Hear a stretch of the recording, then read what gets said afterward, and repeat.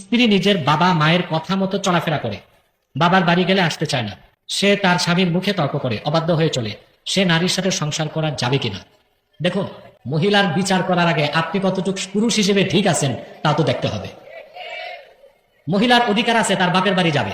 মাজমুয়া ফাতাওয়াতে বলা হয়েছে, ফাতাওয়া মাজমুয়াতে, 7 দিনে 1 দিন মেয়ে তার বাপের বাড়ি যাওয়ার অধিকার রাখে। 7 দিনে, মাসে 4 দিন, বছরে 48 দিন, 1 মাস 18 দিন, বছরে 1 মাস 18 দিন একটি স্ত্রী তার বাপের বাড়ি থাকার অধিকার রাখে। এখন আপনি পয়সা বাঁচাতে শ্বশুর বাড়ি যেতে পয়সা লাগবে, বউ যেতে দিবেন না বাপের বাড়ি, তার অধিকারকে আপনি ক্ষুণ্ণ করলে সে তো আপনার সাথে তর্ক করবে, ঝগড়া তো করবে। তখন আপনি ফতুয়া খুঁজবেন তালাক দিতে, এটা তো চলবে না, এটা তো জিএমটিটি, জাতে মাতাল তালেকে।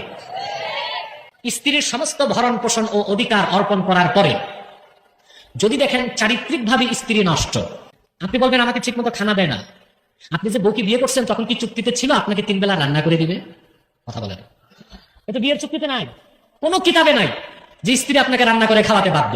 যদি রান্না করে খাওয়ায় ওটা বুঝতে হবে স্ত্রীর অবদান। এখন সে খানা দেরি হলো আর আপনি স্ত্রীকে গালি দিবেন, 10টা দিলে 2টা তো খাইতেই হবে গালি। কথা বলেন, এখনকার মহিলারা তার রাবেয়া বসরির মতো না। 1 দিন বলবেন, 2 দিন বলবেন, 3 দিন বলবেন, 4 দিন সে তো 2টো কথা বলবেই। তখন আপনি বলবেন তালাক দিয়ে দিব, তালাক এত সহজ না।